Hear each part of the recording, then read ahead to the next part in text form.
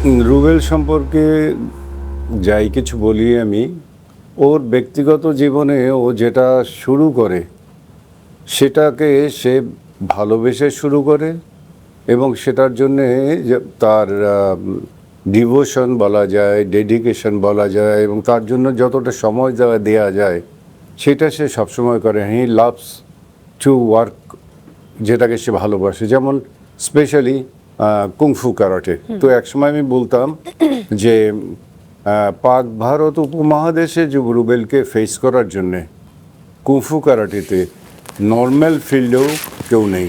সে আজও তার বোধহয় অনেকগুলো 100 বা 200 মতো প্রত্যেক জেলায় তার ক্লাস নেয় সে। তার কাছ থেকে অনেকে ট্রেনিং নিয়ে অনেকে ব্ল্যাক বেল্ট নিয়েছে। তারপরে তারা বাইরে অন্য অন্য জায়গায় তারা ক্লাস করছে এবং রুবেল মধ্যে মধ্যে সেখানে যায়। আর দ্বিতীয় নম্বর গুণ সেটি হচ্ছে যে রুবেল সম্পর্কে যেটা বলা যেতে পারে, টাইমিং, ছবিতে শুটিংয়ে আসা এবং শুটিং থেকে যাওয়া, এইটার ব্যাপারে রুবেলের সাথে কারোর সাথে তুলনাই করা যেতে পারে।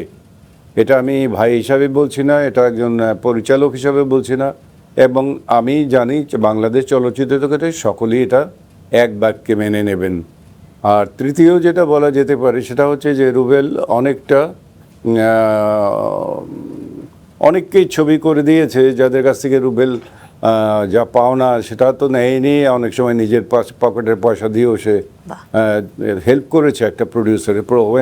One producer is in distress, তাকে সে কিন্তু ব্যক্তিগতভাবে অনেক রকম দিক দিয়ে হেল্প করে তাকে এস্টাবলিশ করে দিয়েছে। যে হয়তো ছবি ক্লিক করার পরে কিছু দিতে পারে বা দিতে পারে না, কিন্তু Rubel never asked for that is the third thing. And fourth thing আমি যেটা বলবো সেটা হচ্ছে যে বড়দের প্রতি যে সম্মান বোধ।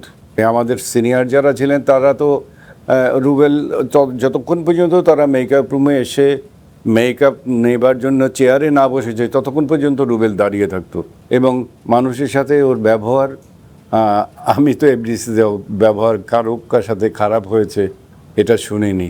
অ্যান্ড দ্যাট ইজ সামথিং যেটা আর্টিস্ট হিসাবে তো আমার কিছু বলার নেই, কারণ আর্টিস্ট হিসাবে সে অনেক অনেক বছর বাংলাদেশ চলচ্চিত্র জগতে রাজত্বই করেছে বলা যেতে পারে।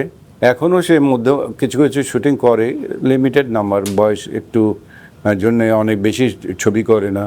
And my blessings for him, যে সে জীবনে যে আদর্শ এবং নীতি নিয়ে যে চলছে, সেই আদর্শ এবং নীতি নিয়ে এবং মানুষকে যে সাহায্য করার যে মানবিকতা, সেটা নিয়ে সে যেন তার জীবনের শেষ সাগর নিয়ে যেতে পারে।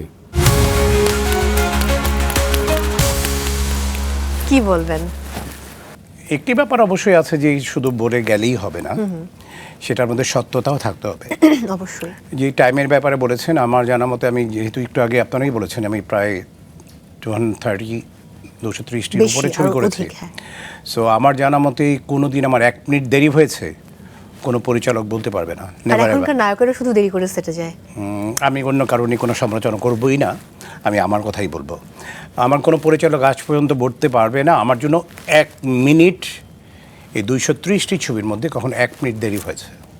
এবং আরেকটি ব্যাপার যেটি ভাইয়া বলেছেন, এটা আমি একদম প্রাউডলি বলতে পারি যে একদম সিনিয়র মোড যখন রাজ্জাক ভাই ছিলেন, কবরী আপা ছিলেন, এখন যিনি আছেন আমাদের মধ্যে আলমগীর ভাই, উজ্জ্বল ভাই বা ববিতা আপা, যারাই আছেন, সেখান থেকে একদম আমাদের একদম যারা সহশিল্পী যারা কাজ করেন, এক্সট্রা হিসেবে যাদেরকে আমরা বলা হয়, তাদের মধ্যেও আমার মনে হয় আমাকে কেউ বলতে পারবে না আমি কারোর সাথে কোনোদিন বেয়াদবি করেছি এবং সম্মান ছাড়া কথা বলেছি, ভাই ছাড়া কথা বলেছি।